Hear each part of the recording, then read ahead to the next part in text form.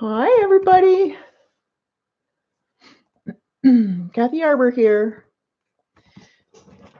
Today we're going to do some watercolors again. I think you're going to go have a nap.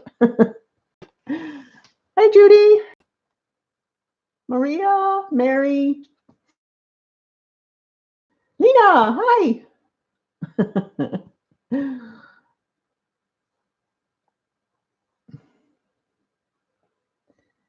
CP, good to see you. Hope you're all doing well. Weather's behaving for you guys in the US. It's a snowy day here in Canada. Ontario by the Great Lakes. We're getting some snow squalls again today. So it's a good time to sit and do some art. I love doing art when it's snowy and blowing outside. You put the fireplace on, you have a nice cup of hot coffee, and just create whatever you want. Hi, Elaine. Janet, hi.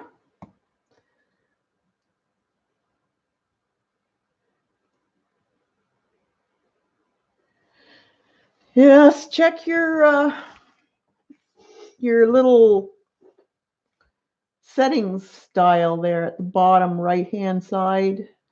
YouTube seems to put everyone back to 144 or less, or you need to go up to 720 or 1080p if you want high definition. So just click on that little dial and you'll see how to do that. Because I'm not blurry.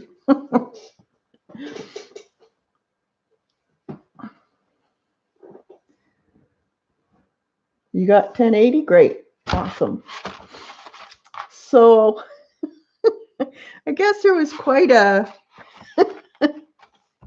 rampage to do this. Lots of people trying it out. I don't think it was that hard. I think most people got the idea of how to do it. There's many different ways of doing one of these. You can make it any size you want, really. You could make it shorter and make a little square one if you want, or even narrower. You made another one? Awesome, Janet. Did you get the bigger paper?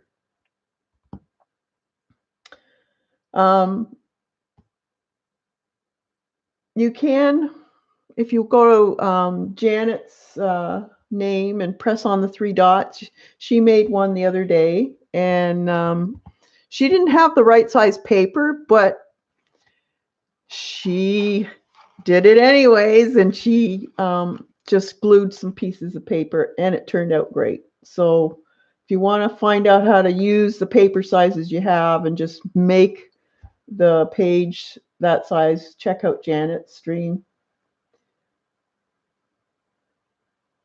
Just made a seam at the, yeah, it turned out great.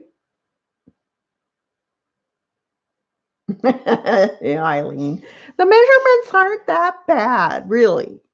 They're not too bad. It's just a few things you have to measure. It wasn't too bad. But afterwards, you have a wonderful little book cover. And if you want to even add more stuff on here, like really, you could even fix this up even more if you wanted to. Like you could add some pen to it, maybe some shading. You could do some collage on it. You could take your fancy, what were they, Martha Stewart punches and punch a pretty pattern down here. Add washi tape to it, whatever you want to do. This just isn't it. You can elaborate on this too, which is nice. You could put sequins on it. You could do all kinds of stuff. But I really like these. I'm actually thinking of probably doing one of these but in chipboard. So I'm going to have pieces of chipboard, and then using probably fabric tape to join them together, and then cover the whole thing with canvas. So just go to your fabric store and buy a yard of canvas, and then you can paint on it, do whatever you want. Or I also thought of maybe sewing a canvas cover, but with a flap on it, and then you could insert a piece of chipboard for the flap, and then you could cover your existing hardcover sketchbooks with it, and you could paint on your canvas again, or you can still use your sprays too and your stencils on canvas because it'll soak in. I thought that would be kind of neat. So I might try that. I have to go and get some canvas, so I don't have any. Could use magenta. Magnets, yeah, exactly. Magnets, you could have actually put a magnet on here too, and just put an extra piece of paper to cover the magnet. Yeah, it's endless what you really can do. But yeah, I really enjoyed it. This was the last thing we did, a little beach scene with some watercolor. And I did it on, this is, let me see. Yeah, it's mixed media paper. So I just wanted to try the watercolor and see what it would do. And it wasn't really that bad, actually. So if you haven't got watercolor and you'd like to try it, give it a try. It sits on the surface a little longer than it would watercolor, but you still got a fairly good turnout. So you don't necessarily have to go out and buy the Arches or the real expensive paper. Try it on this. So I know a lot of you, it's just a hobby for you. So it's just something to do, to have fun, to try.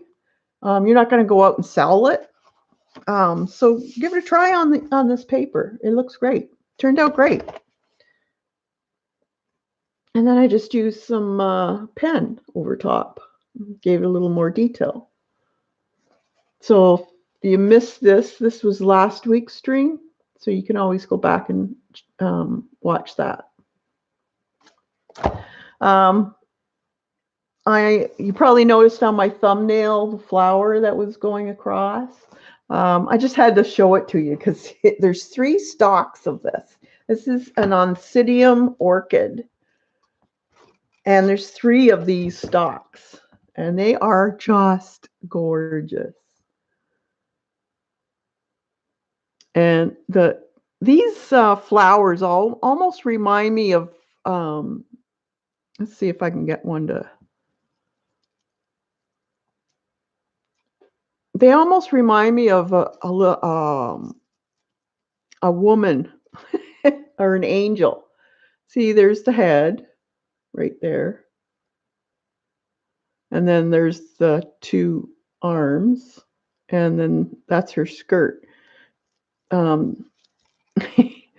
But this one doesn't smell, but I love these orchids. I love this color. This is showing a little more orange. It's more on pinky red side, but and they last forever. This has been in bloom since November,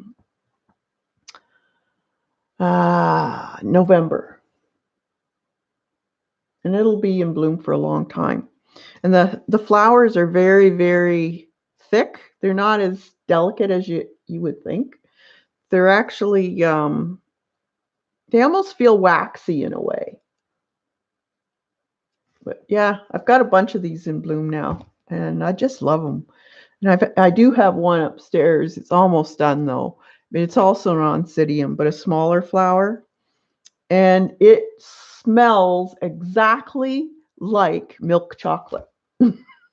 and it fills the room full of milk chocolate. No, I don't. These are all windowsill orchids, Elaine. Windowsill orchids. And I have morning sun.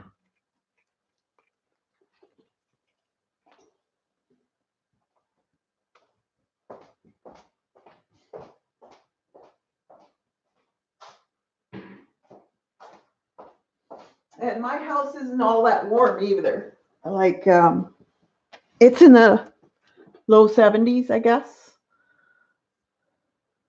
Hi, Michelle. Hi, everybody that came in. Hi, Joan. I killed my orchids, I think. Too much water. Depends on the orchid. I have some that grow in really wet conditions.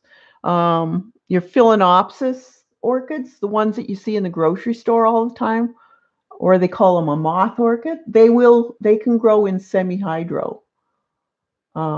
They're one of the easiest orchids to grow. They'll grow in a lot dimmer light, and they bloom more often. And their blooms are probably the longest lasting blooms of the orchids.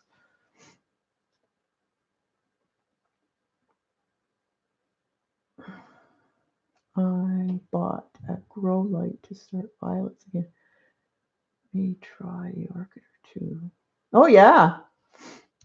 I have all my orchids also on my windowsill.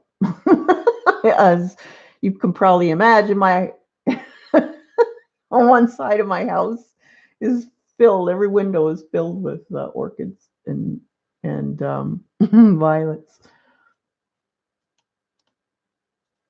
In the kitchen, out.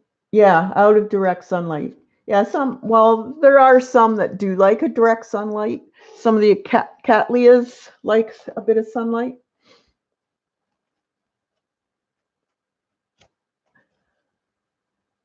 Oh no, CB. Name of those again.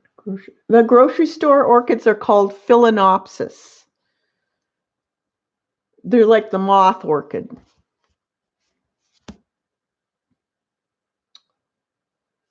Do you want me to go get one to show you?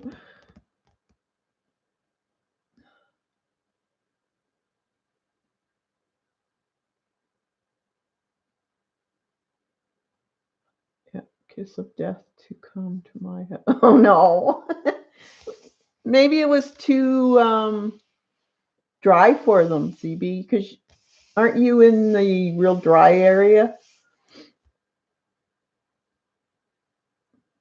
Because we have a fair amount of moisture here. The winter is a little bit dry, but I do have to water them more often. Hi, Vaughn. Okay, I'll go get one. I'll be right back.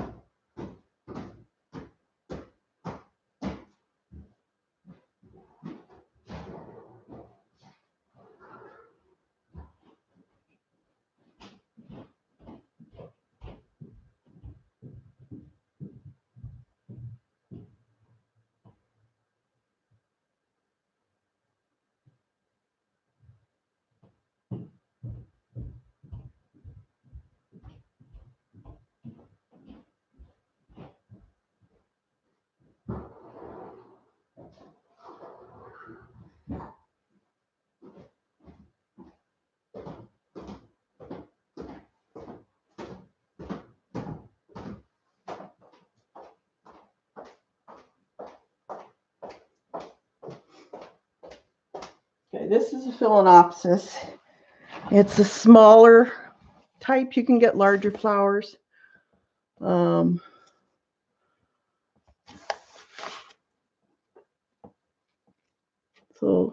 it's that type of flower. See? those are the ones that will last forever. I had one that was in bloom for 2 years. But these ones, they do get these aerial roots. But I don't mind them. Some people don't like them. No, this one has to be clipped. It does have a few dead ones. This one's in one of my bedrooms. But you keep them nice and wet. I like putting mine in Spanish moss. Do you fertilize? Yes. Every time I water, they get a half dose of fertilizer. And it's a high nitrogen fertilizer.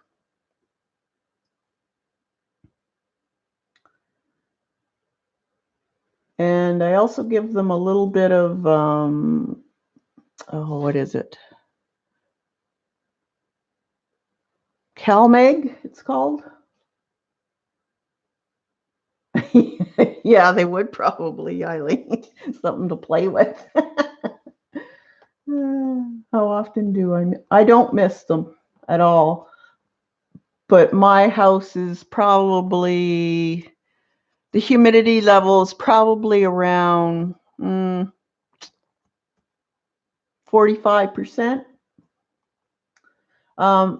One way of keeping the atmosphere around them a little bit more humid is to have them sitting on a pan of gravel with some water in the bottom.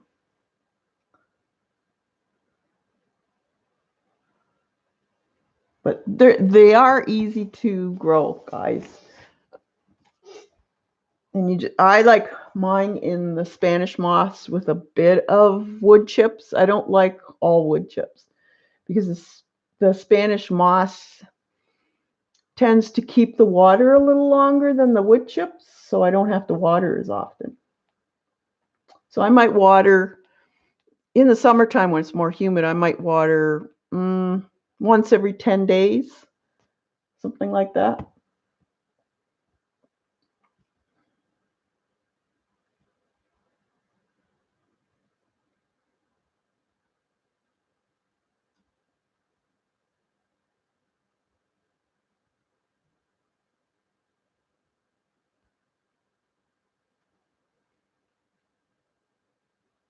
Yeah, some people, depends, now these Phalaenopsis, they're an easy orchid to grow, so you could get away with not fertilizing them that much. And I only give them half a dose, so but if you want them to continually produce spikes of blooms, then you really should fertilize them, or they will go dormant. Gravel. Oh my God, Eileen, I can just picture that. Oh dear. Yeah, they get their own fertilizer. Oh God.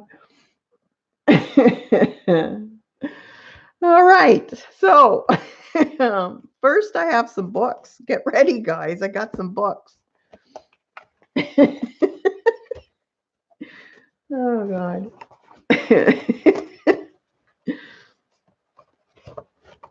You could start something, finally. A new way of growing orchids. Oh.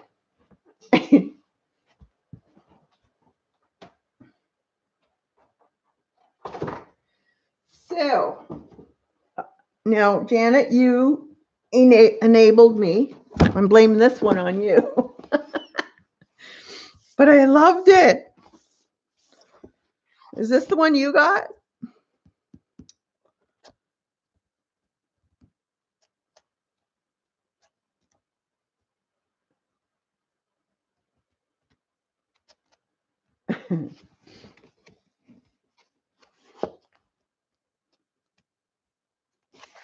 So this is a drawing. If you wanted to do a nature drawing, which I love, this is what I'm gonna start doing in spring. So it gives you the, your little lesson on what to get and paper, what to look for, that type of thing. And then in the back, they actually give you step outs. So how to start, paint, how to draw things, flowers, petals, that type of thing. Do you like nature drawing, Michelle? So I think, I don't know if this is the one that's new. He has a new one coming out. No, this is 2016. But he has a new one coming out. And it's actually for teachers, but you can buy it to teach how to do this. So he also has a website that you can go on, and it's free. So go on his website, John Merlaw.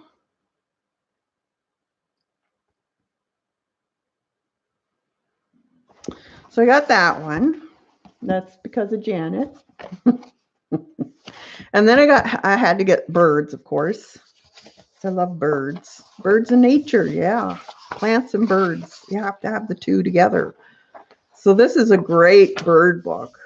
So again, what did I guys, the lessons in drawing? Shapes, birds, there you go. Same with flowers. You look at the shapes and then you draw and then you put in the detail.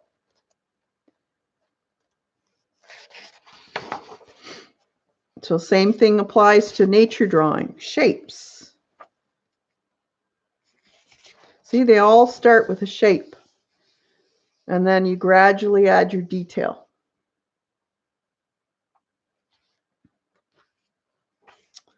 So this is a really good one. It even gets into the skeletal positions and different, he goes into the different tails and wingspans and that type of thing. Even gives you the feather count. If you really wanted to get like really serious about this, the feather count. And I'll tell you, when I had the store, I got a commission to do 6 huge windows. They were I think the smallest one was 2 feet by 4 feet. And the other ones were a little bigger than that. And it was for Bird Studies Canada. And it was to go in their office area. And I had to draw plans and the different patterns that we were going to do. They told me what birds they wanted on in the glass. And so I had to draw up a pattern and then send it back to them. So I was doing this, here's a pattern, da, da, da, da. And I thought it was just, the CEO that was going to look at it and okay it or not. But no, you know who had to okay it? You'll never believe this. He was an artist. I felt so, oh my God. Oh God, Bateman, his brother, who is an awesome artist, Robert Bateman's brother was okaying it. So needless to say, I had to go back and forth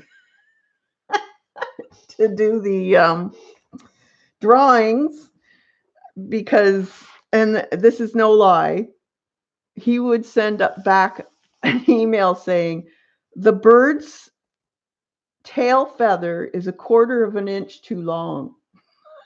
I'm not kidding. Oh man, was I glad when I was done that. It was torture.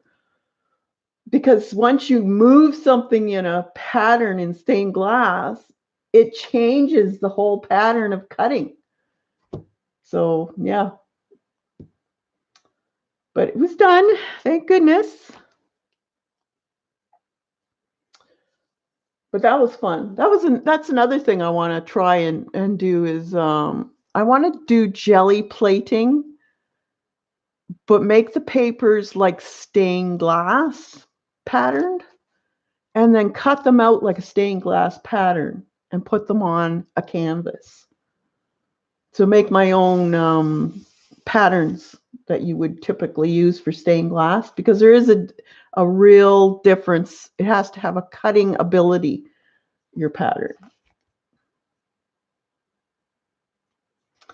And I think that would look really cool. And then maybe put a resin on top so it kind of looks like glass.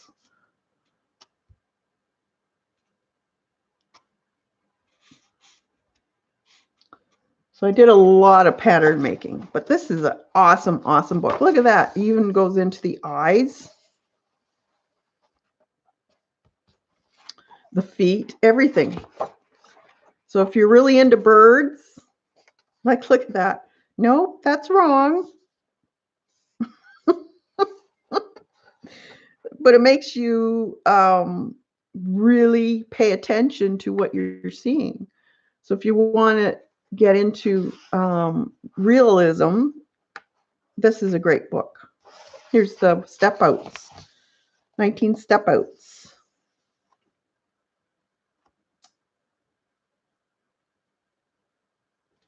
So that is a great book. Do you see it? Janet, you need it. Can get you back.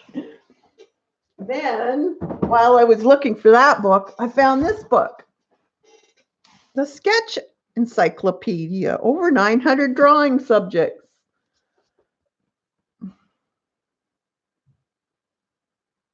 That's fine too. Cartoons are fantastic. I love cartoons too. Character drawing, that's awesome. Nope, you're not going to resist these. I got some really good ones. This one's really neat. See, it's all done 4 stages again, shapes. So if you haven't seen my class on drawing, check that out, because I explain why shapes are so important when it comes to drawing. So this gives you, like, let's see. I love this book. I think it has a, yeah. So we have nature, creatures, food and drink, vehicles and transportation, buildings and structures, people. It has everything in here. This is a good book. Fish, wild creatures, of domestic creatures, food. Like, this is totally awesome. All you'd need is this book if you wanted to do your drawing. Just get this book and draw every single one of them in there. By the time you're done this book, you'll be, you can draw anything. Hey, Julie. So excellent book to get if you want to learn to draw. People, like, they even have jumping, hugging, snorkeling, like everything. Actions. That's what I like. They have action instead of just a person standing there. So this is a real look at toddlers, babies, angry. Here's the facial expressions. These are great. Historic people, professional dancers, characters. So it would have everything you need in here. And then all kinds of buildings. So it's a great book. And I got this one I think I got this one secondhand.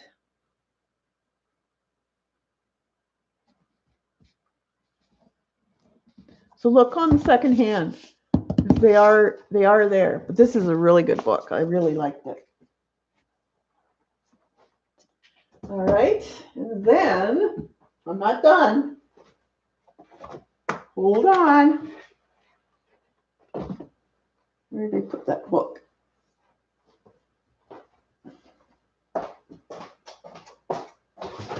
Because you know I went to the city. Well, you got to go to Chapters to see what they have. This is the time they put their stuff on sale. So I got this book. This one was Amazon though. And Judy G. Gerp. And she is from Toronto. So I thought this was so cool.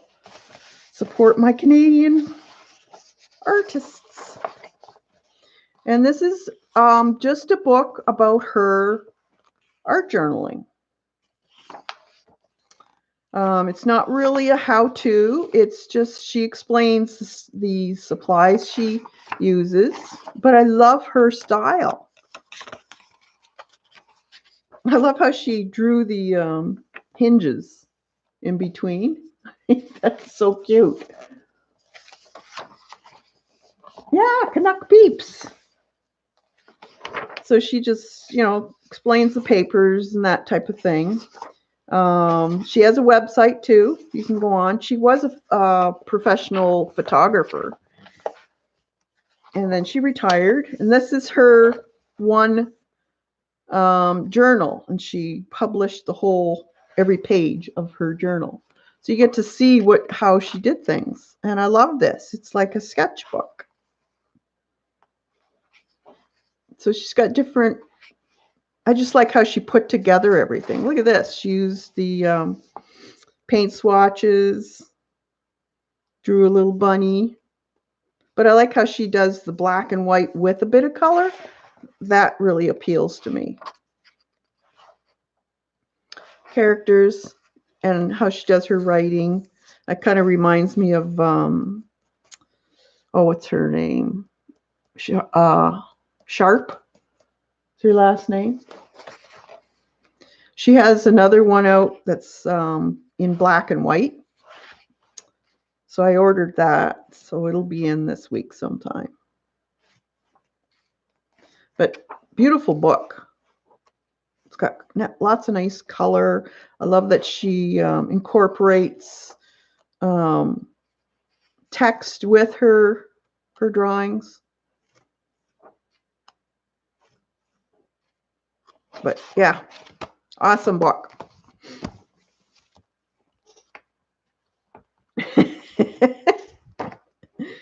And then I got the Mindful Studio.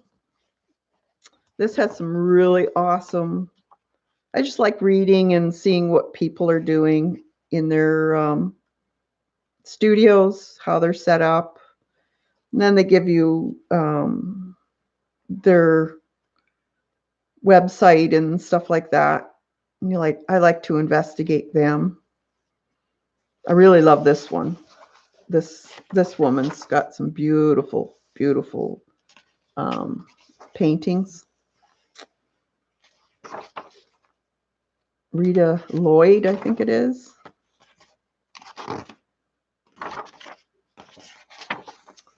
Yeah, must be the same person. But I love her style. It's gorgeous. Thanks, Janet. Yeah, you just go through my website. I get a little bit of money from it. Help support my channel.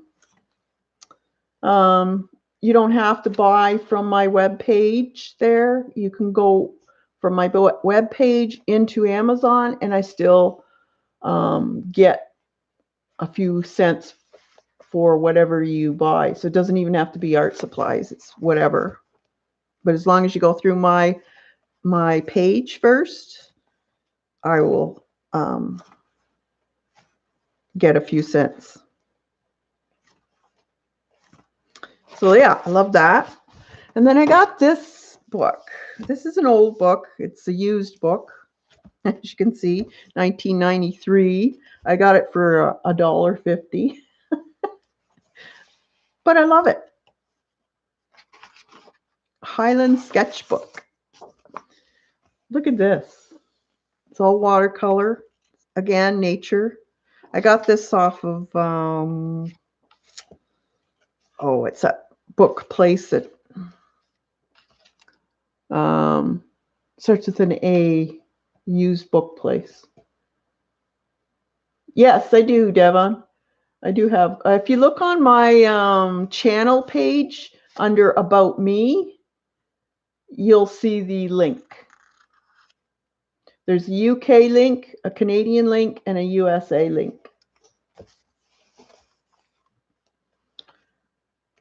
So I just love looking at how people, like, look at that, the robin. That's beautiful. That's it. That's it. Thanks, Eileen.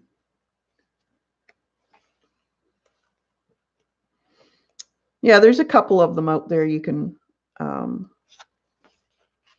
go through. And a lot of these books are used, and they sell them for, I think you pay more in your shipping, but the shipping was only $5. So I thought, nah, I'm only paying $1.50 for the book. So $6.50 for a book, I can't go wrong.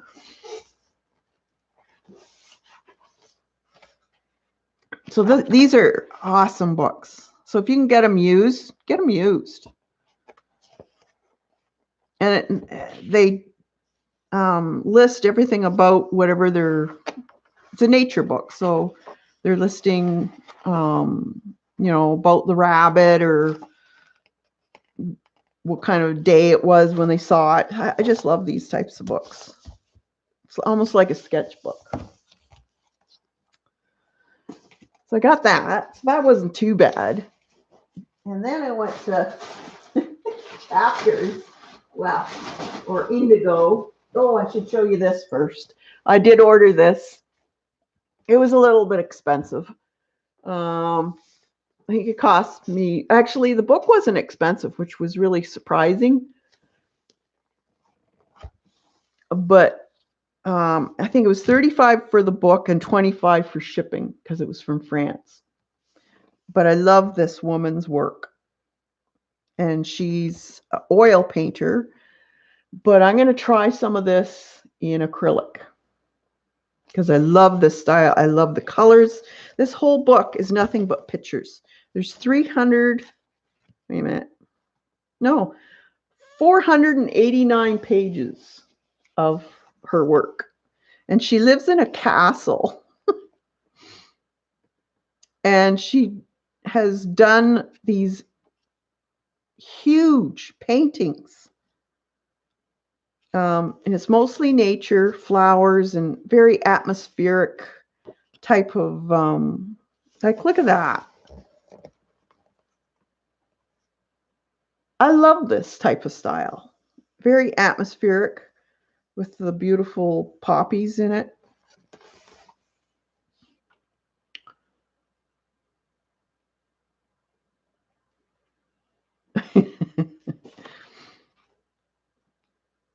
And some of the paintings, look at the size of that painting.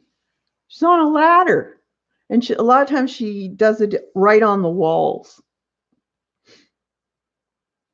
So I want to try this. I think it is so beautiful. And what I think I like about it is that the background is very atmospheric, kind of fogged out, like photographers do in a lot of their photography, where the topic that they're taking the picture of is more about, here is the grass. So it's very detailed in the grass, but the background is fogged out. And I love that look.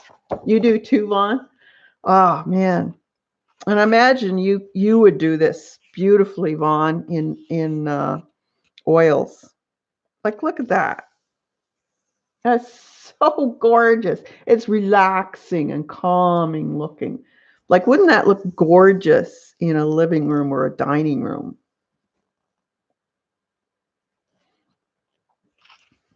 Like, look at the chairs. That's what, and she did these huge paintings on the walls. I love that.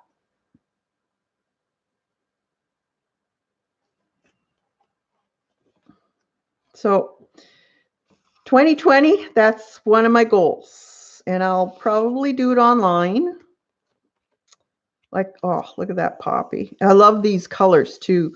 The greens and the off-whites going into, you know, mauves and dusty roses and that type of thing. It's beautiful. Just gorgeous. Look at that. The birch trees and oh.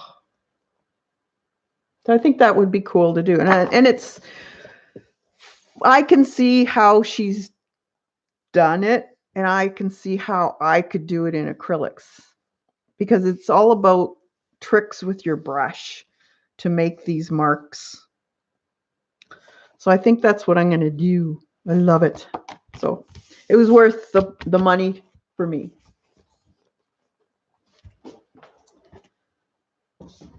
Then I got a bunch of books.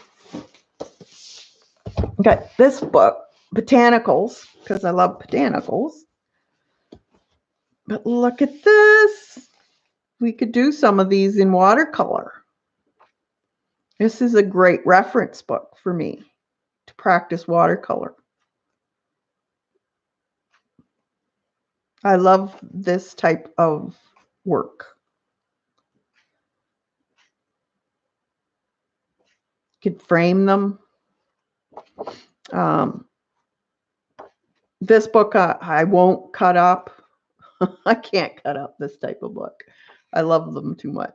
I know there's a lot of people. You could probably get this book on sale for cheaper than $25 on the discount book place. But yeah, $25, so I couldn't resist that one.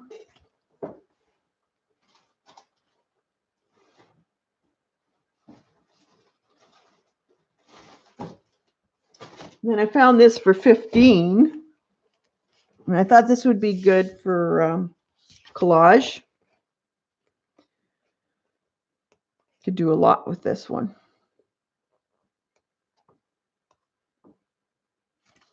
And it's full.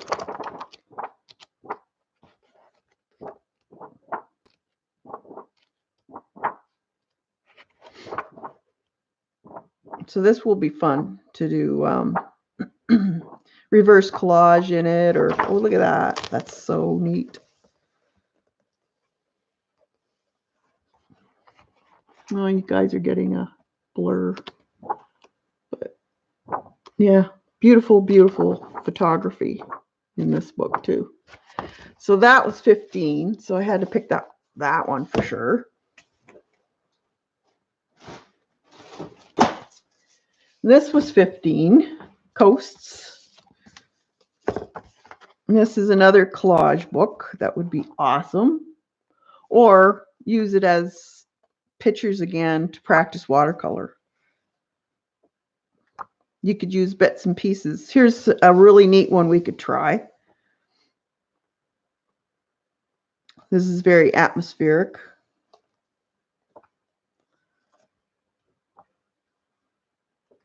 That's cool.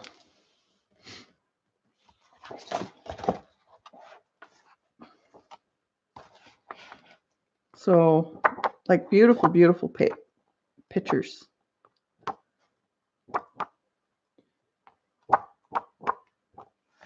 So yeah, got that one.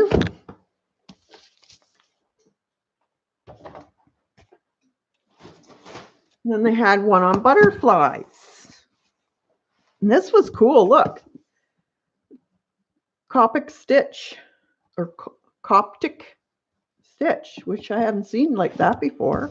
This would be also cool to use as a journal.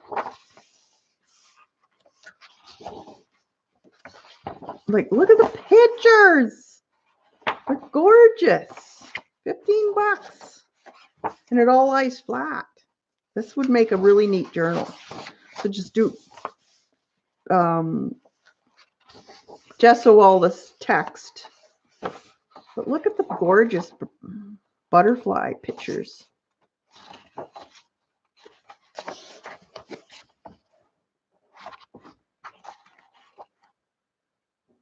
It's like a sketchbook in itself.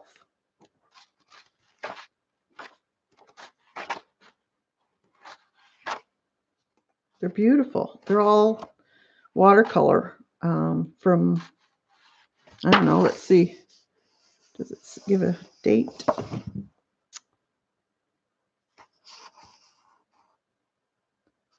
I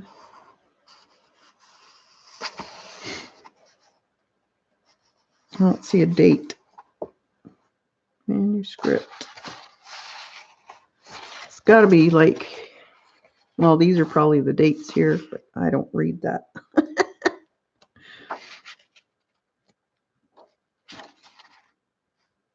So that's the plate number, maybe.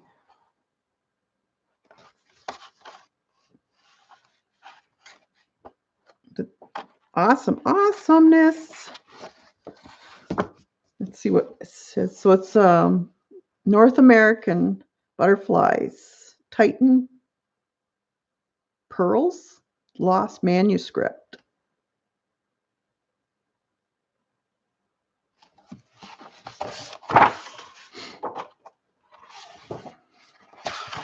It's funny the stuff you'll find for going on sale because they can't sell it. Let's see.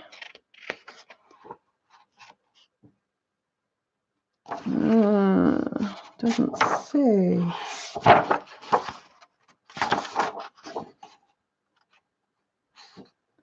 You can give a date when that was ever published or what they found. Oh, 1787 to 1834. Cass, who was the author of the botanical, please? The first botanical one? This one?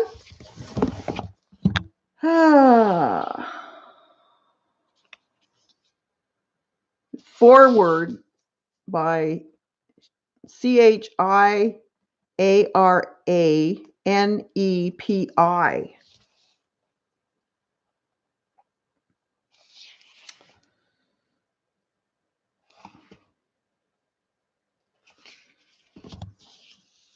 Let's see.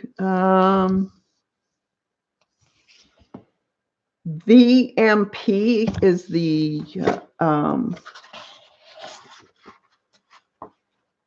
publisher.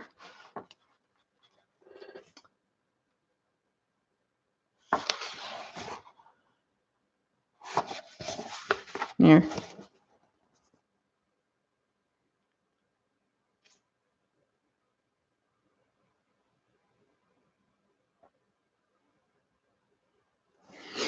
Beautiful book.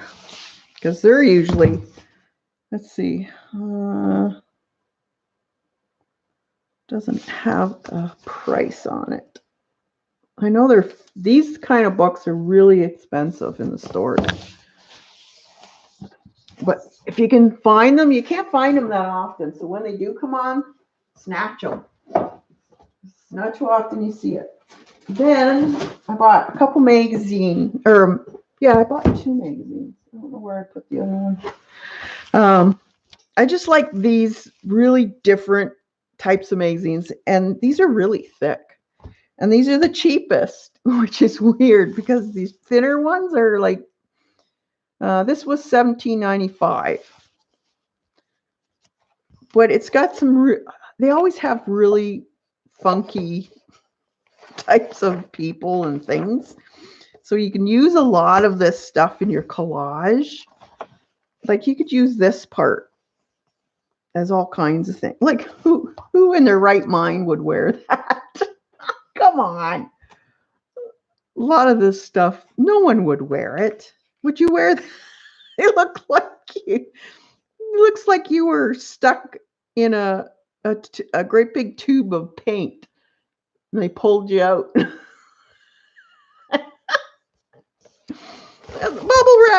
Bubble wrap suit. Oh my God. Really? Like who? This is why I like getting these because they're so silly. Look at that. She's got Frankenstein shoes on. Thank God. But you can use these to make some really, really funny characters. I have to watch what I'm showing here because there's some nudity in these books usually. So you got to be careful.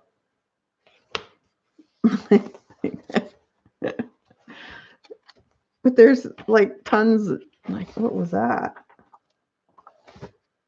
You don't even see the person. They're like those great big paper mache flowers that you make. Oh my God, look at that. Puff piece. Oh God. I know, they're so weird. Oh. Let's see what else we got here. Like, what guy in their right mind would wear this? Really? Like, oh my God.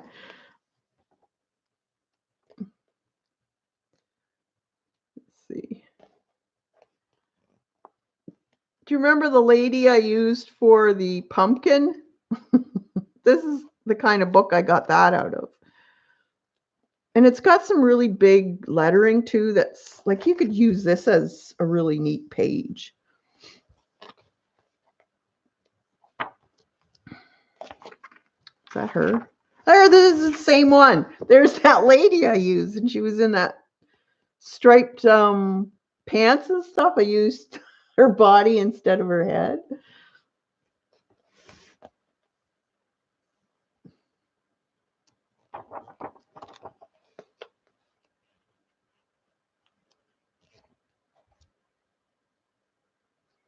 Ooh, there's some risky stuff in here, though. I'll say that.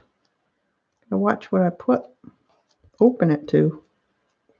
But there are some really funny stuff in here.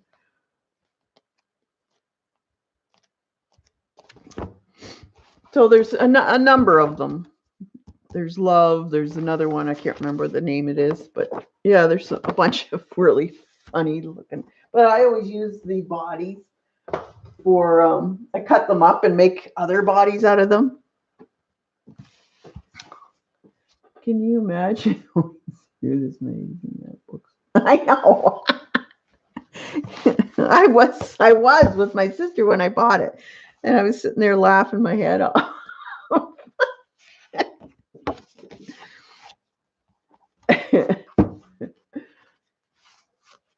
All right. So what I was thinking is doing some very loose watercolor. So I can get some tape.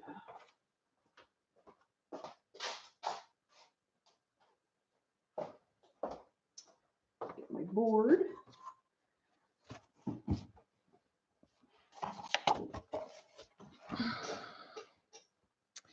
And I want to try doing an atmospheric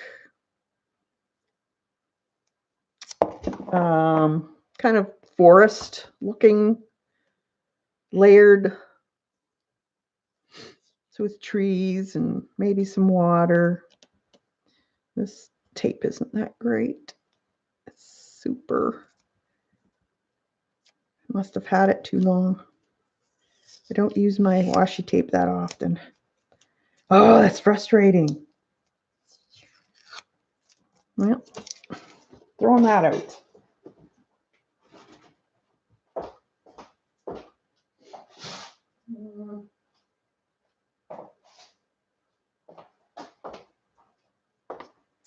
See if this one's any better.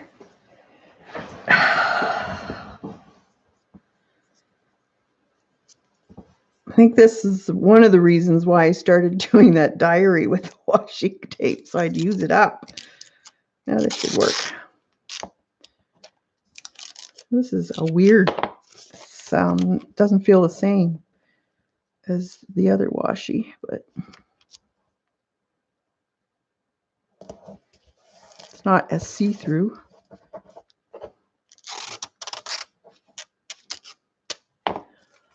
Heat the tape with a heat gun. Really? Won't it stick it together more? I know you can do that when you take it off your watercolor.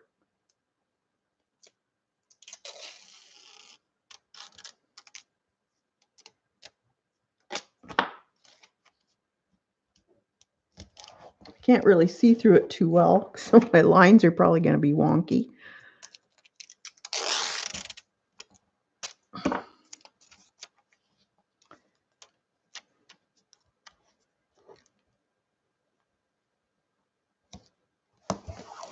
All right, so just burnish the edges a little so it doesn't seep in. Get my watercolors out. Nope, not them. These.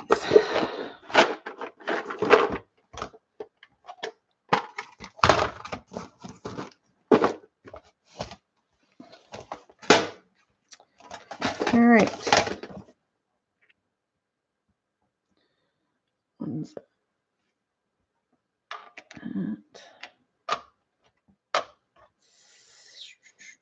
Lamp back. And my, where did I put those? Oh, I put them back.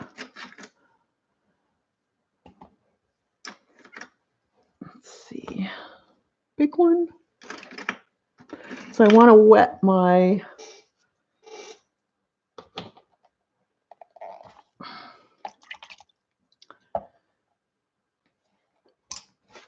spray my watercolors.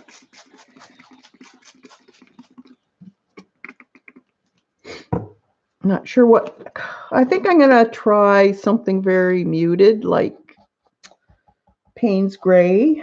I think I got Payne's Gray here. I think it's this one here. Yeah.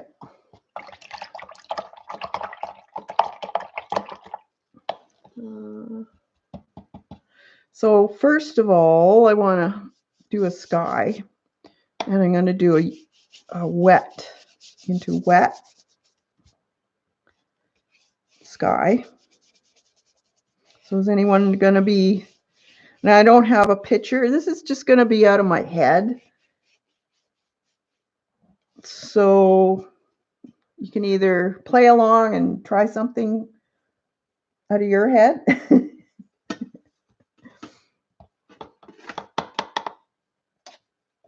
So I just want a bit of color. It's kind of be moody looking.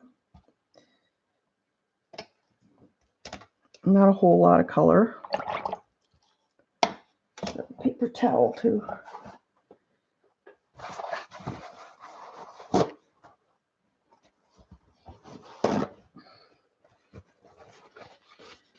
Here.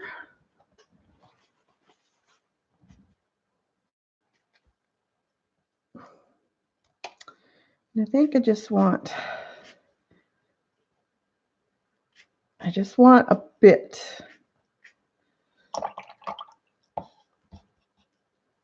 And maybe across the, I want to leave some area. And I want it to run, so it's nice and wet.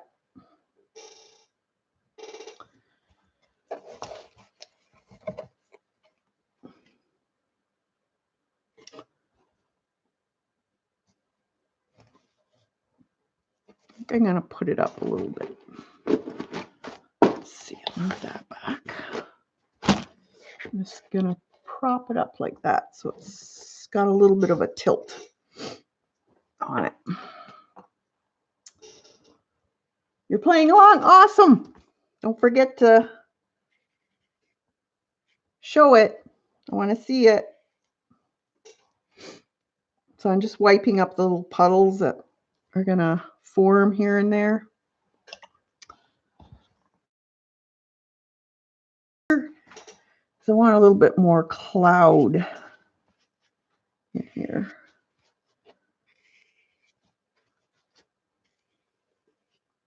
This is staining, so I'm not going to get a fantastic bit.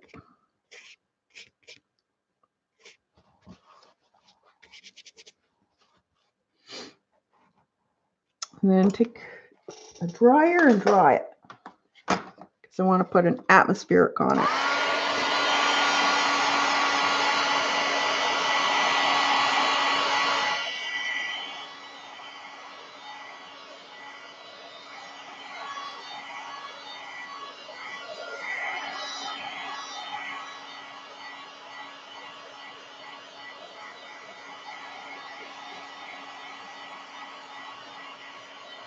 Depository, yeah, I've gotten books there too.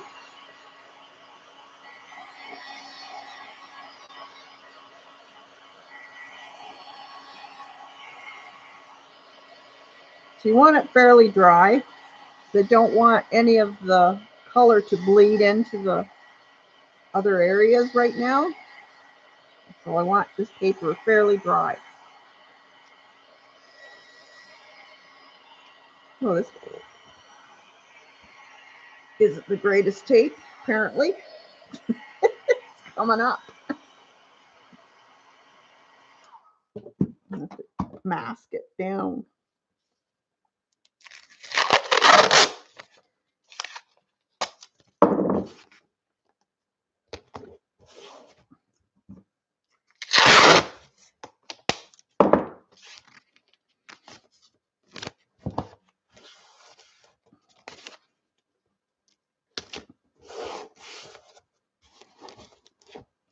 Here.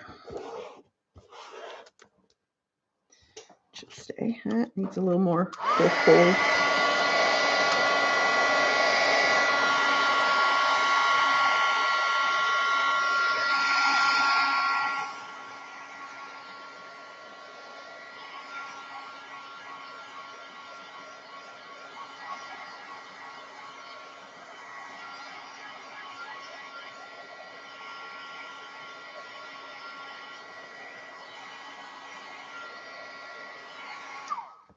All right. Now, what I'm going to do is I'm going to take a spray bottle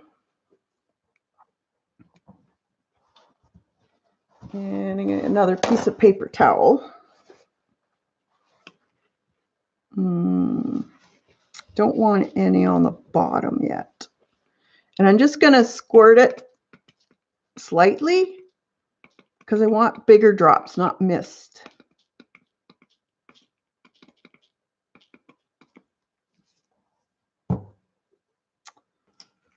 Okay. Then I'm going to take a really good amount of that Payne's Gray. This time I want it a little more thick, more color. And I'm going to put some trees.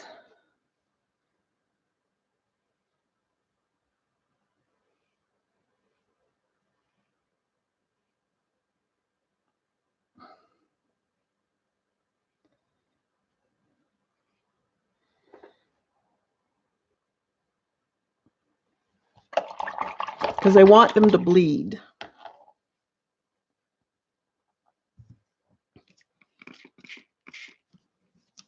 I'm helping them out a little bit. See how it's bleeding?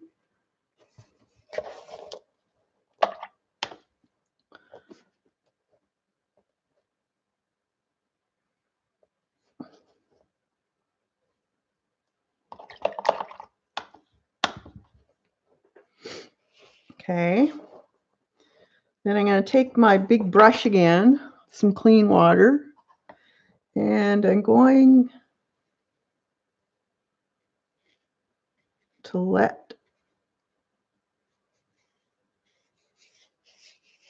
it bleed down now. Just help it along.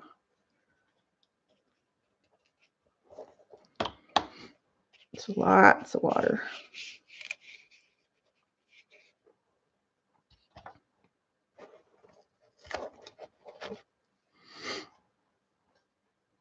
Yeah, a little bit more. I want lots of pigment.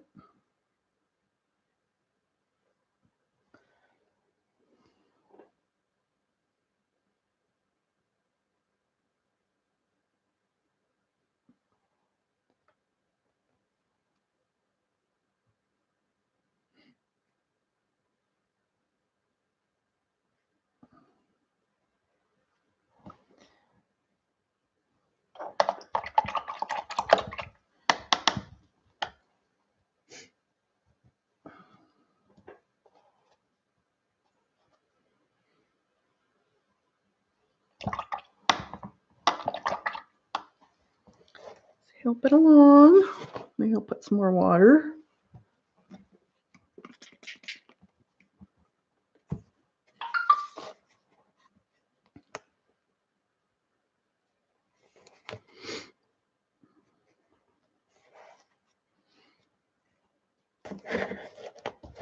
Maybe some bushes might be in here. Throw some more color in there.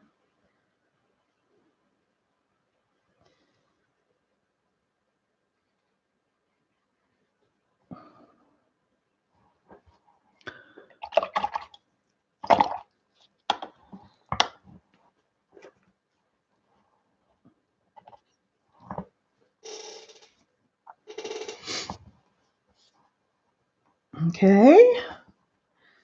Now, to make the atmosphere, you want a damp brush, and you want to take and swipe up.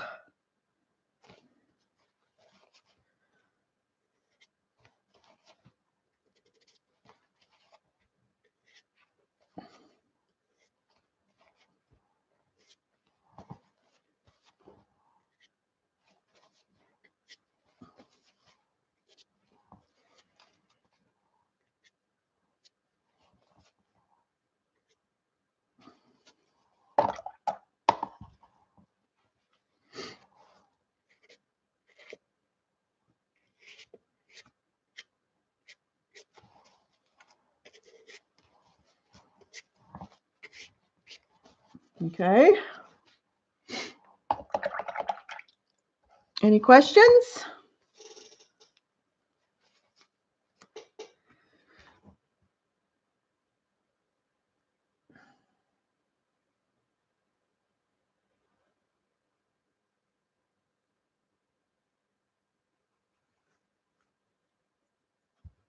Hi, Carla. Don't worry. This will be recorded. You can always watch the recording. Yeah, foggy, misty. Now, I want to make some tree leaves or branches. I'm going to try something I saw a while ago. I need my sponge.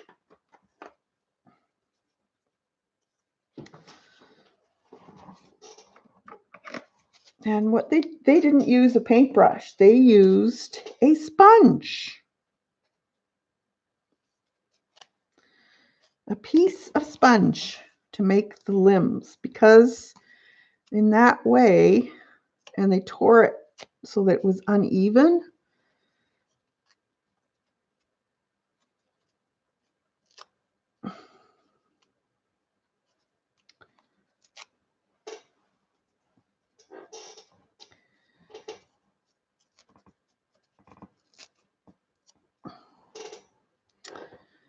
So it's just a torn wedge of a sponge. And they use that to paint the leaves because it gives it a more organic look instead of, when you use your stippler brush or something like that, it always leaves the same mark, and you don't want it to leave the same mark. So I'm going to try it this way and see how it works out. And you want a lot of pigment on it. So I'm going to smoosh it in the pigment here.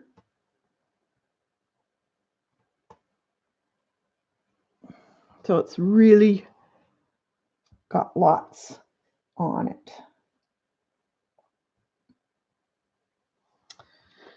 And then they just dabbed it.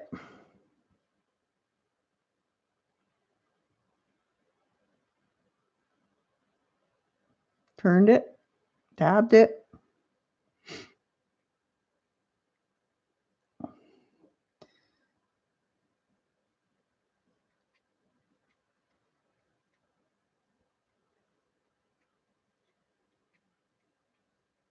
And wild in nature, they're not like a tree you would see on the front lawn. They're very uneven. So this gives you a really organic look.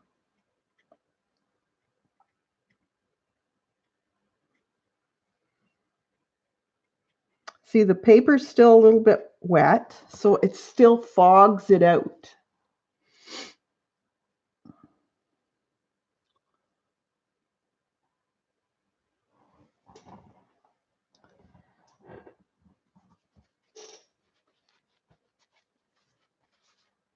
Okay.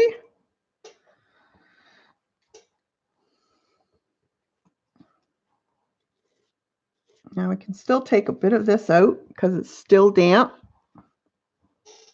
If you want more fog in there, just remove some.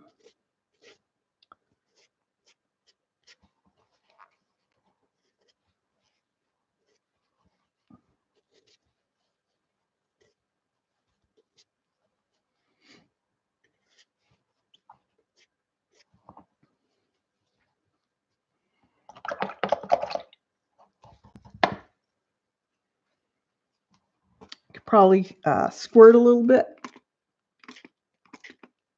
Get a little more foggy look to it.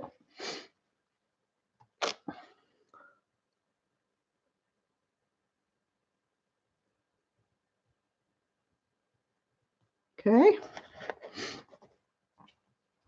So we'll dry that because I don't want it to spread too much. Thanks, Elaine.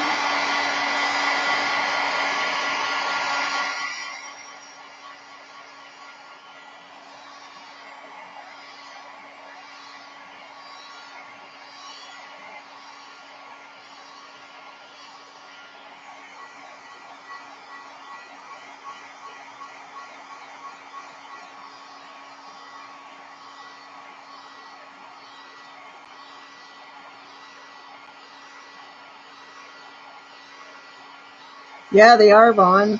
You never know what you're getting with them. I'm getting a bloom here. I'm going to take it up.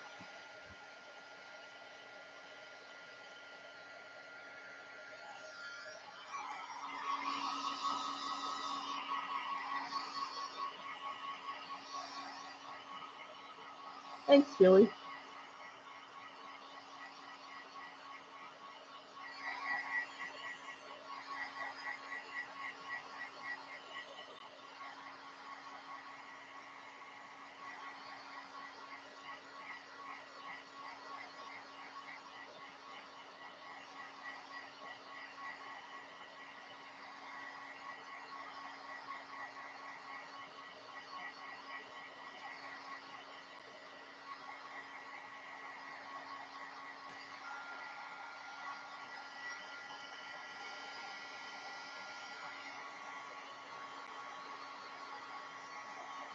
I think we'll put some water in that. See what we can do with a bit of water. So, you know, the fog is on the water in the morning. I'll need a good dry area first for that.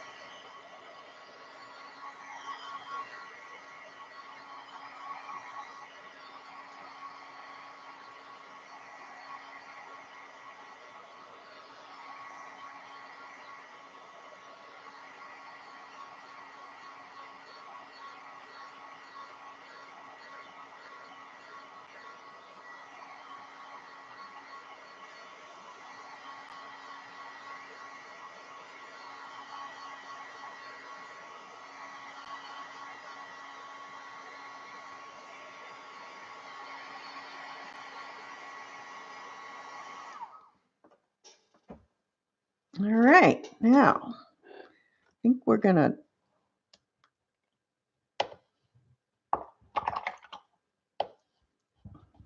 see. Should I use? I think I'm gonna use the spray bottle again, but I don't want this up here wet.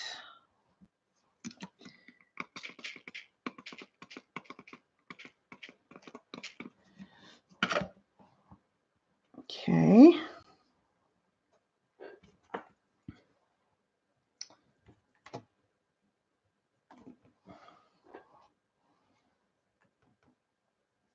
Okay, that's dropped. So let's say it's a lake. So the closer to you, the waves will be farther apart, and the further it is, they get closer together.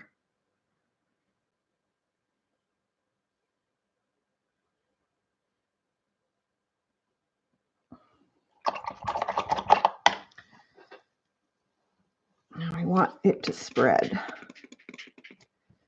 Let's lay this down.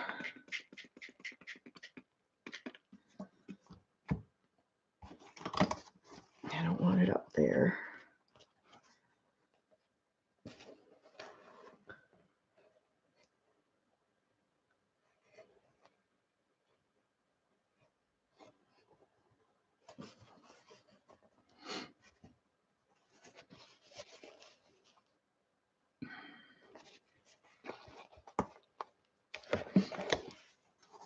And take your brush.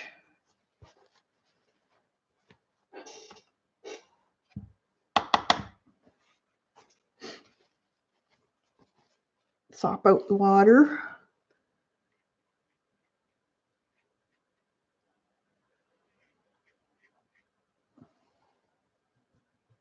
I'll put some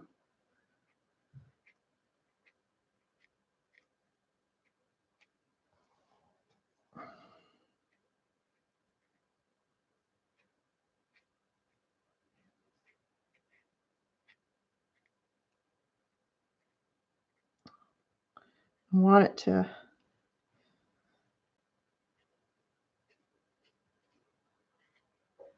move up into the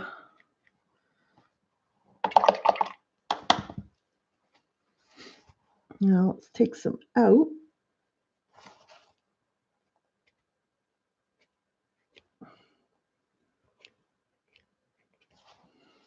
It's kind of just add and take away.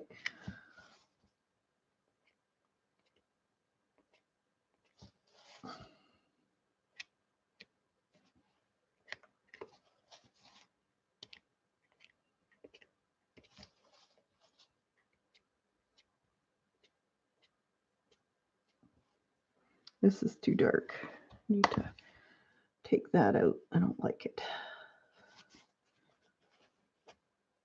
Oh, it's so staining. Probably won't be able to have to put a goose or something there. Like I said, this is just practice. Just play.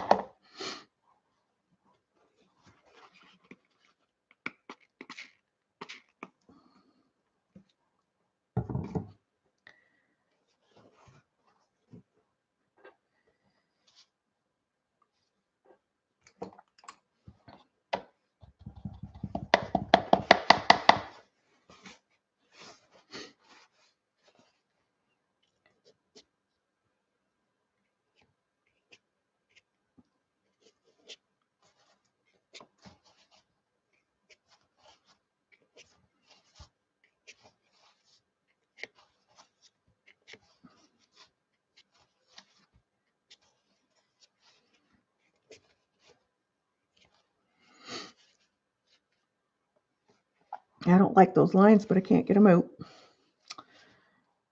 Let's see. I think I want a darker in here. Just a few bits of grass.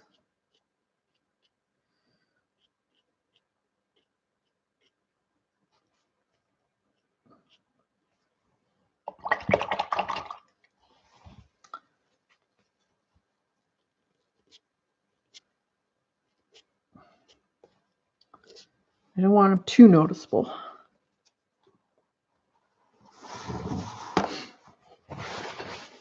That could be a path, I guess, too. I want to do water, but I'm not too sure.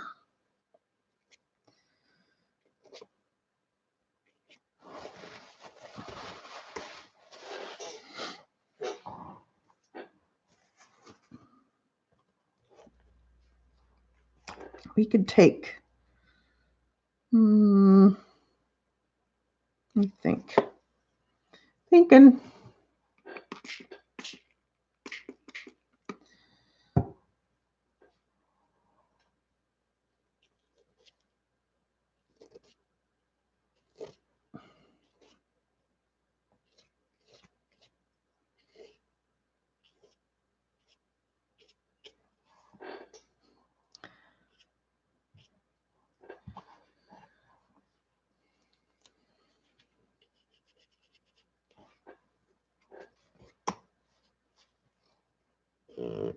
Need a magic eraser.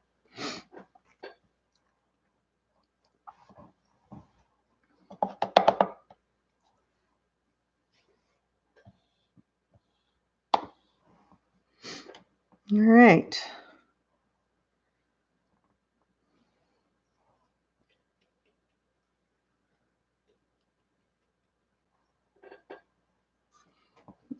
Dry it. See what we can do with it.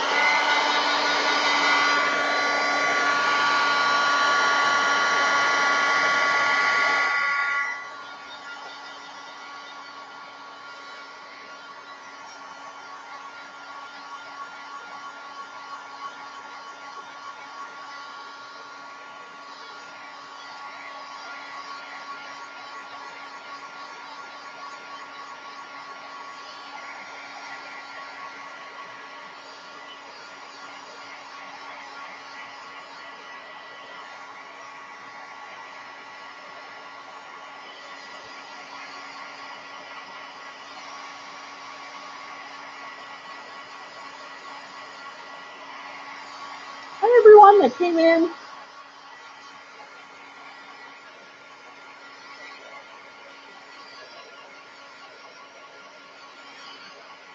Maybe I'll put some,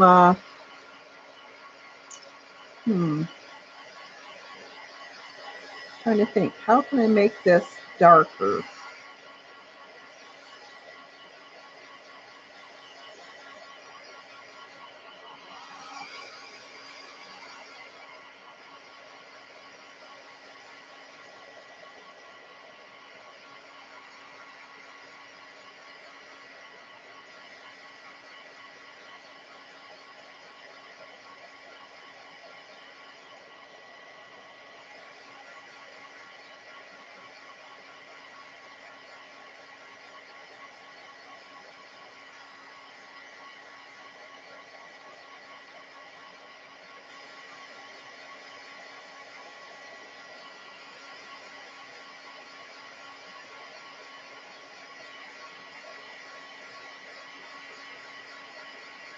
Hey, Kenny.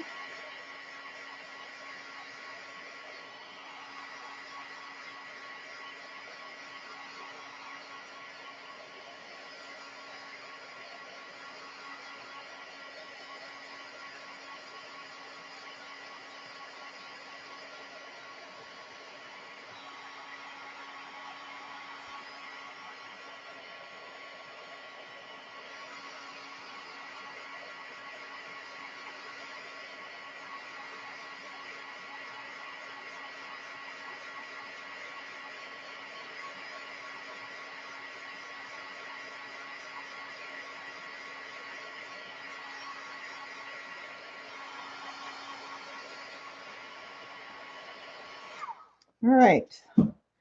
Now, what can I don't like this area, so how can I fix that? Thinking. I like the misty look.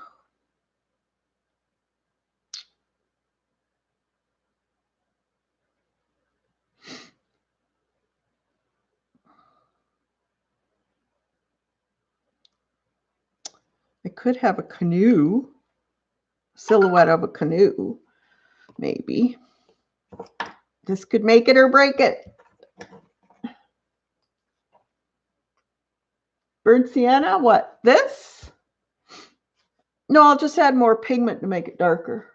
Cast, use a white watercolor ground, which will resist the white of the paper there.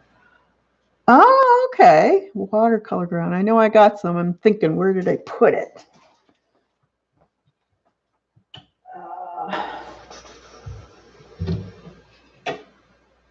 Watercolor ground.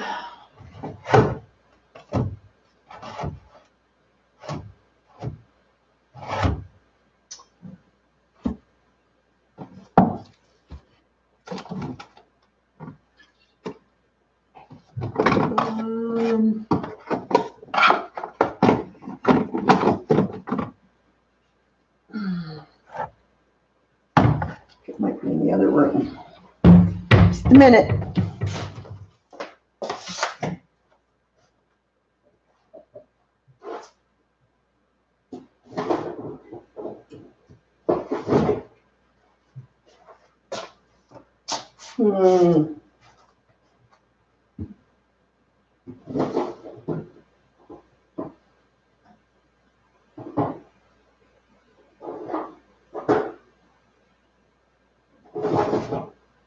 I don't think I have any.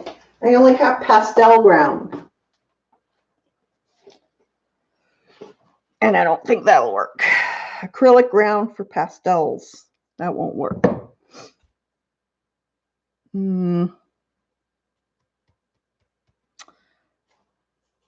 What can we dream up? It's just paper, so this is how you experiment. Thinking. Cass, what about white? Yeah, I got white gouache. Somewhere. There it is.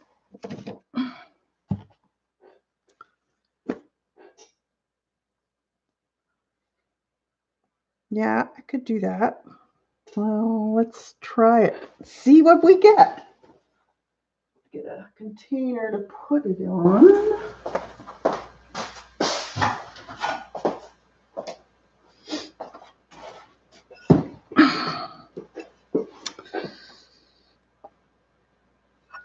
All right.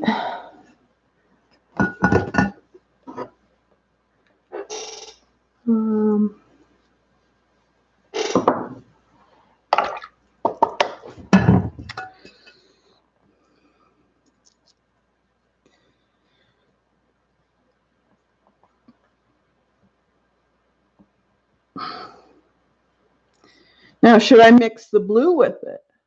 I lost the fog, but took a flat brush and stippled in some grass with high contrast. And oh, awesome! You're gonna have to show us.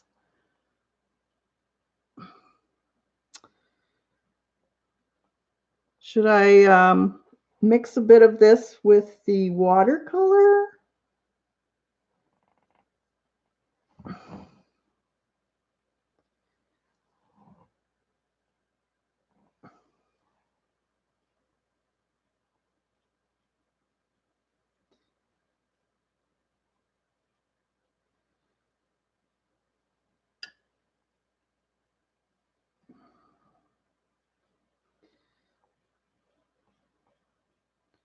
Dry brush it a bit.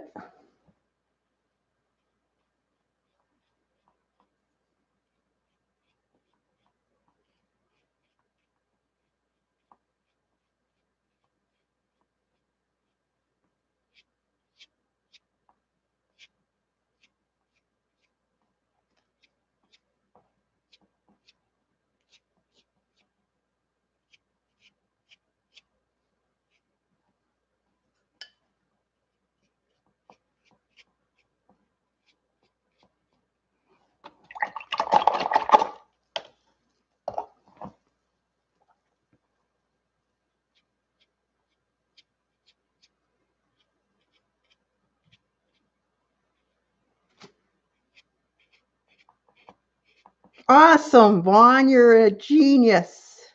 Look at that. Got rid of that nastiness.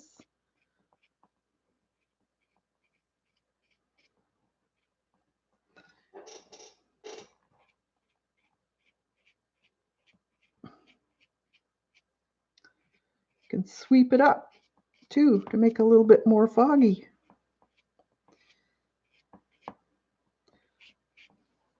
So I just added a little bit of the color to it, and it worked.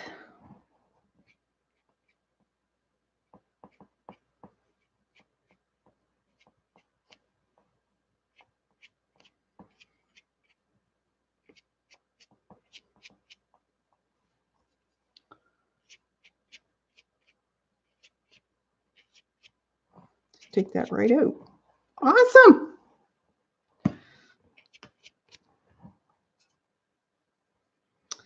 Now I wonder, let's see, if I dry brush it to make just some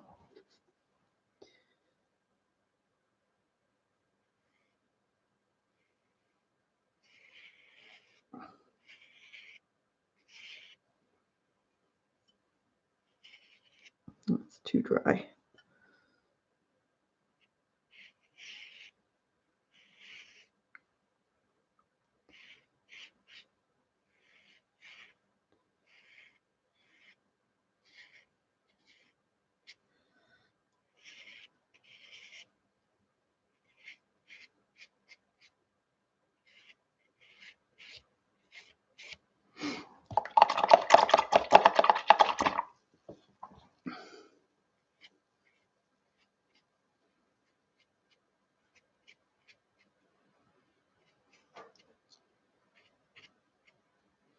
Could almost go kind of snowbound.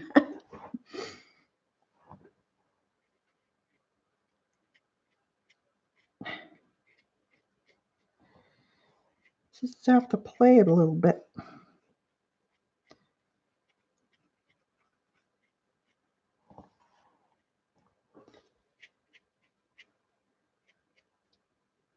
I think maybe I'll put, I know what I'm going to do. I'm going to dry it now.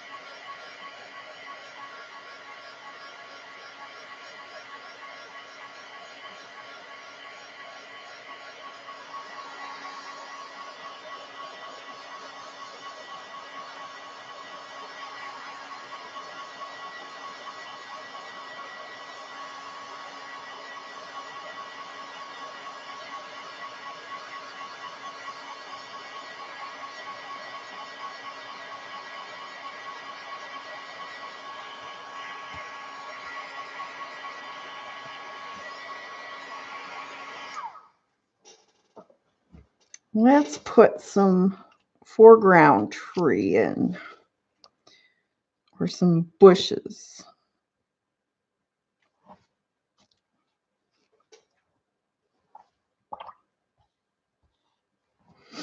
Maybe I'll spray it.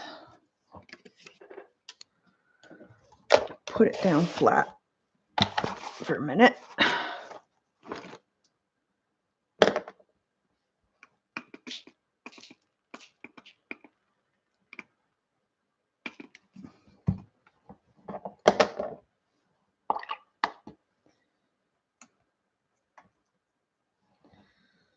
Oh, I know what I'm going to, well, I'll put some, oh, the sponge. That's what I'll use, the sponge. Where's my sponge?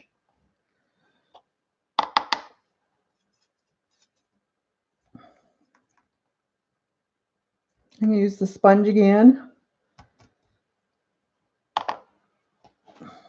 This time with a few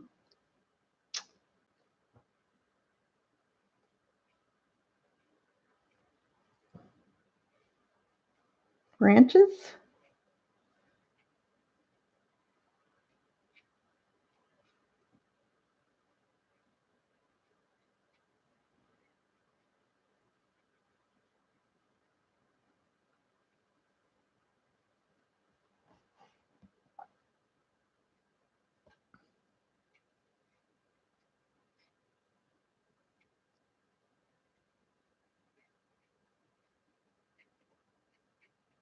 on the bottom here.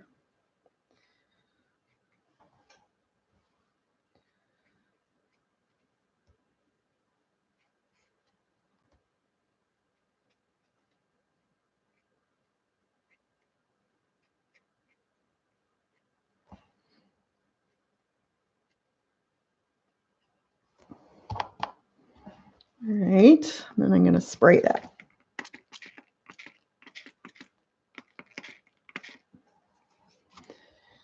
And let it kind of go.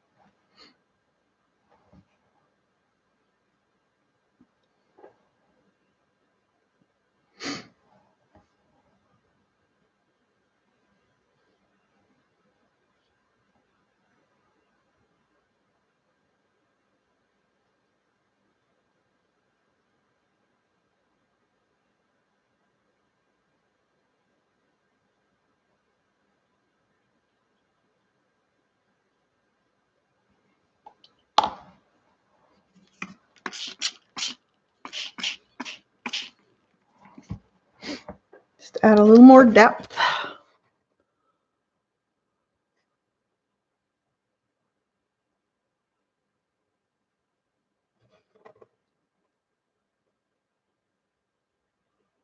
Very loose, watery watercolor.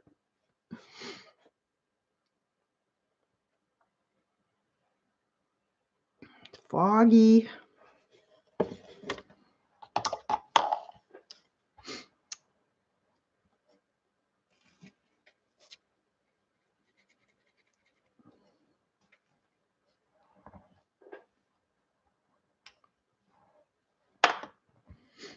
Maybe put a little bit more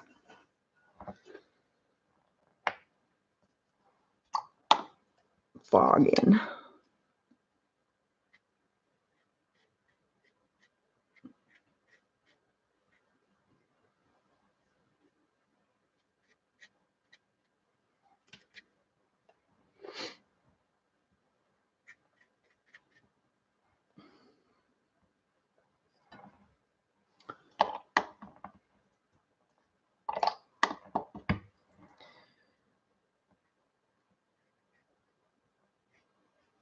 This could be a path, maybe.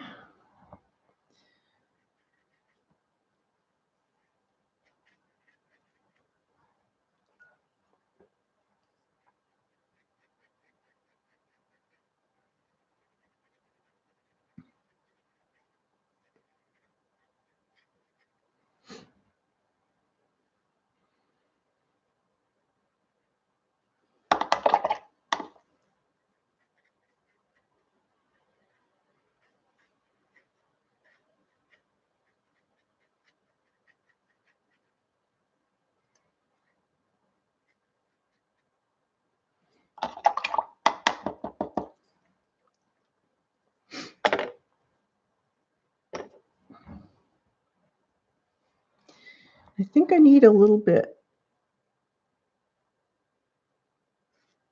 of darkness down here, just a smidge, just to show that there's a path.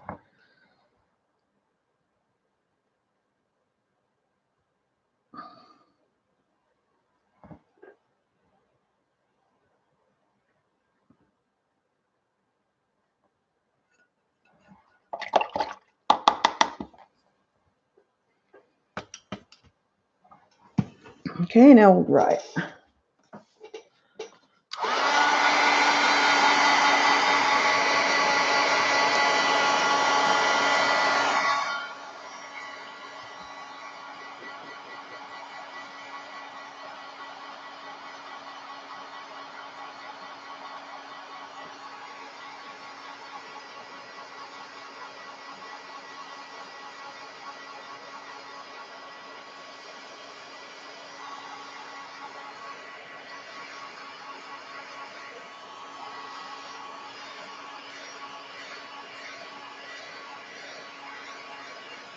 Hi, Flo. Thanks for coming.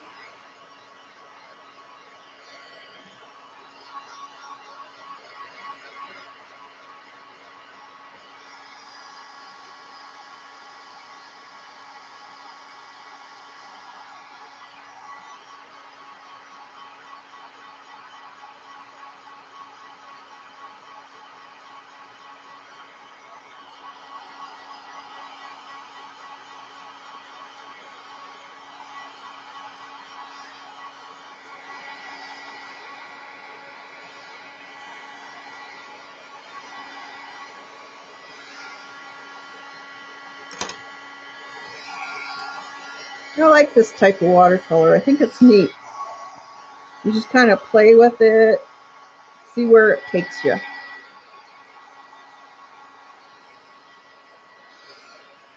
Janet, are you trying it?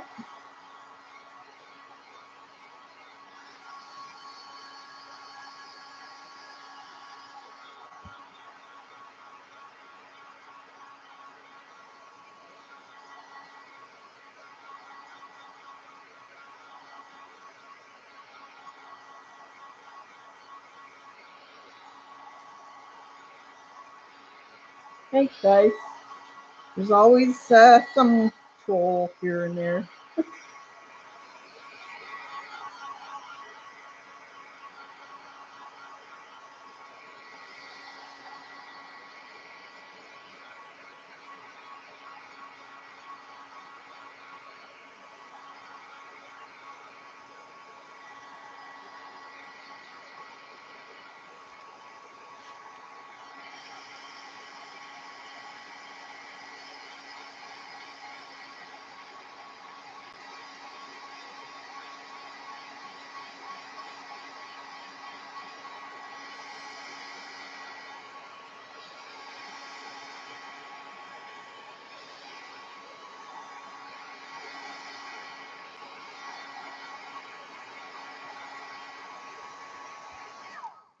All right. Going to do it tonight. Oh, awesome. There. So, got a little bit of foreground, background, a little bit of atmosphere.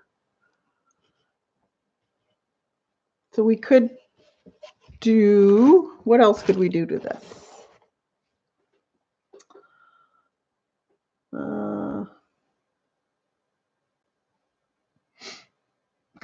Kind of looks to me like a path.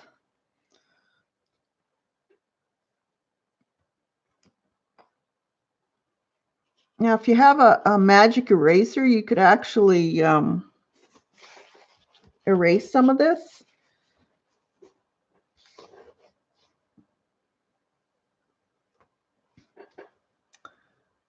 You think it's done? We could put a little bunny sitting on the top of the hill. That would be cute. Kind of in the midst of the fog.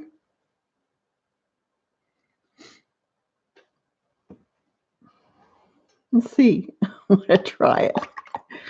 It's just paint and paper. Let's try it.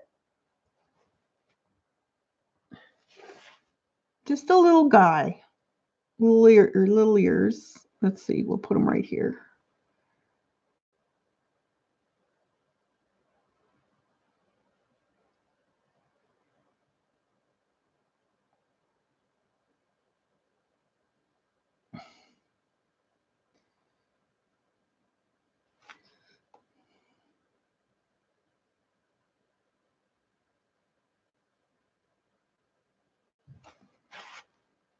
There.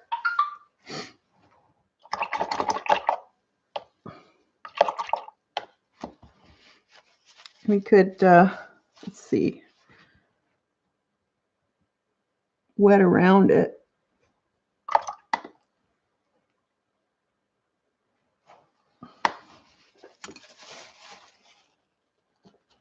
So that it kind of looks like he's in the mist.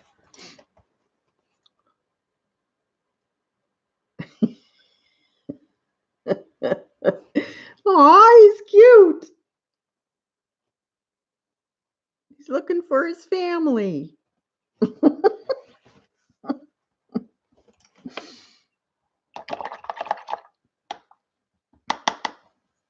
So you could take your rigger and make some more definite lines if you wanted to, because he's fairly dark. So let's do that. A fairly small. There's one.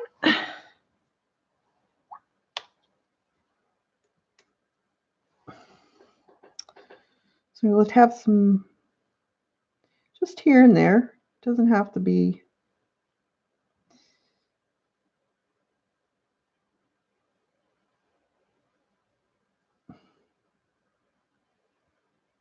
Because it's in between the fog.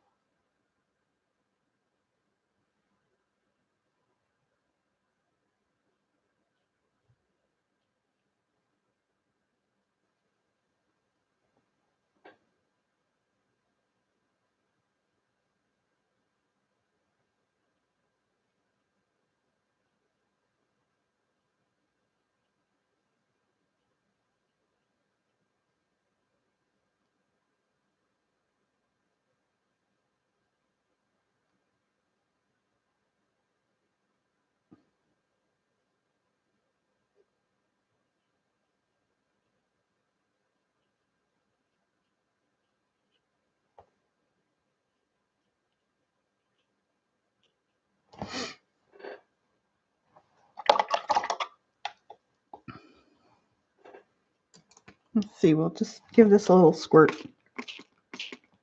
just to make it bleed a little bit.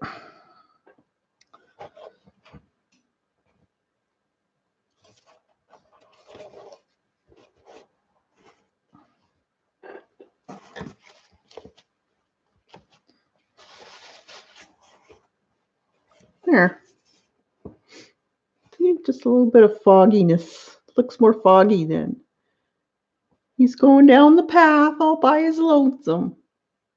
You like it? I think that's cute. Poor bunny. Oh, I don't like bunnies in my garden. I have bad bunnies. They eat my flowers. And I'm sure the neighbors think I'm crazy when I'm running outside after them. Oh, there goes Kathy. Yeah, I like monochromatic too. I think it's really cool. Thanks, guys.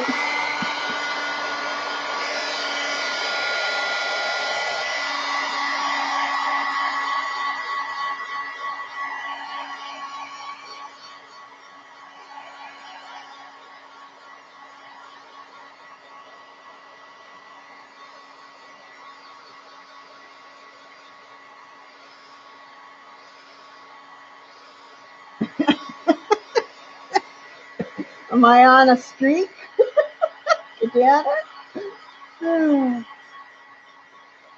You really need to miss the first part of the stream, Janet, if you want to stop buying stuff.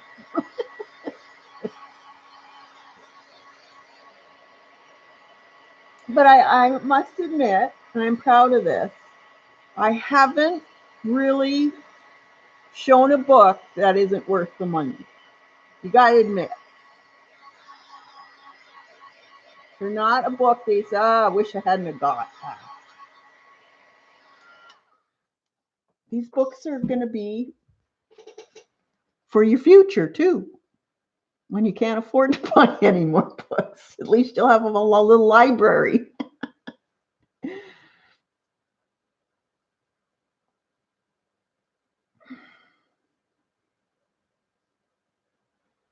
Yeah, Vaughn. I love botanical books. That was a really good. I was like, oh, grabbed it right away. They are gorgeous. Well, see, that kind of turned out kind of cool because it kind of looks like the sun is peering through a bit and gave some shadows across the way from the trees. So that, yeah, there you go. Mistake turned out. You cave. Well, you got to have them. Got to have them. And you learn from them so they're not a waste. I don't think books are a waste. I love books. You get inspired. You can use bits and pieces for when you're doing your own paintings. My friend used to say, well, if I go bankrupt, at least I'll have. That's right. That's right.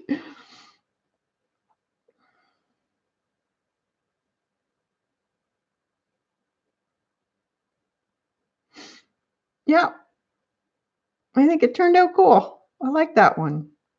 So I hope you guys will try it. It's fun. So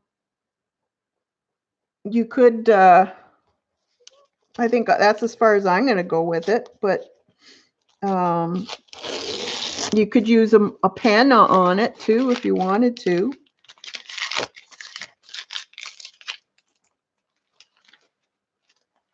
Thanks, guys. Um, I think I'm probably going to start doing some reverse collage too, or not necessarily reverse, but types of collage.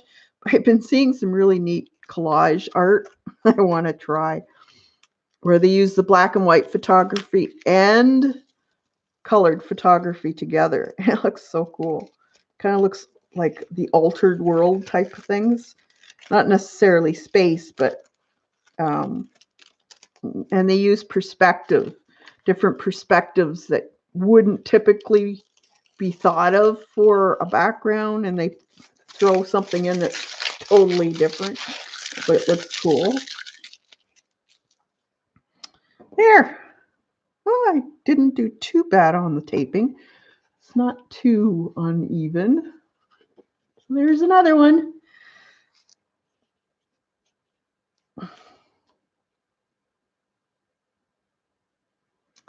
Thanks, guys.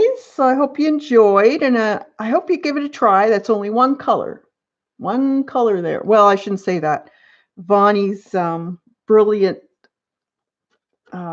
recovery of my painting was the white gouache that I mixed with a little bit of the color, and then I was able to cover it up. That one part I didn't like. So give this a try. Lots and lots of water. And for this part here, a sponge. Just cut up a sponge in a wedge and get a really sopping wet and use it to dab your leaves or boughs of spruce or pine trees, and then spritz it just a bit so that it kind of spreads. This would be a neat way of using your inks also.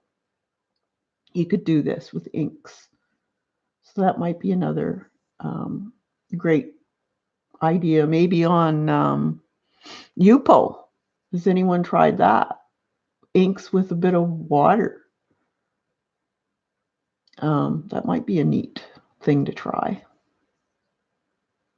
So I'll let you guys go, and this is my last week of work. So I'll probably be doing more streams, but not live. I will be uploading other videos, different things. And I'll be putting together some classes, and then I'll put them up. I'm not sure whether it's going to be on Teachable or Patreon. I'm still trying to figure that one out. So hope to see you all at, I think Kathy and Colleen are having a reverse collage stream tonight. I'm not sure of the time. Does anyone know what time they will be on?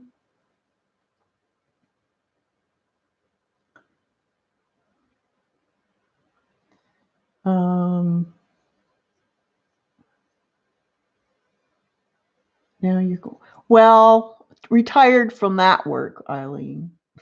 I can't afford to retire. But that's why I want to get these classes going. My brother said he'd help me out financially till I got it going, so that's good. 6:30? Okay, awesome. So I want to do acrylic painting. I got so many things I want to do. That's the problem. Maybe you guys can help with that. If you were going to take a class, what type of class would you like to take? Put it down in the comments after this live stream's done, so I can take a look at it, because that would be awesome if you could help me figure that out. So I will see you. Yes, he's a fantastic brother. So I'll see you all at Colleen's, and you have a great evening if you're not there. And we'll see you next week, or maybe sooner. Okay? So stay creative and draw, paint, do something. See you later.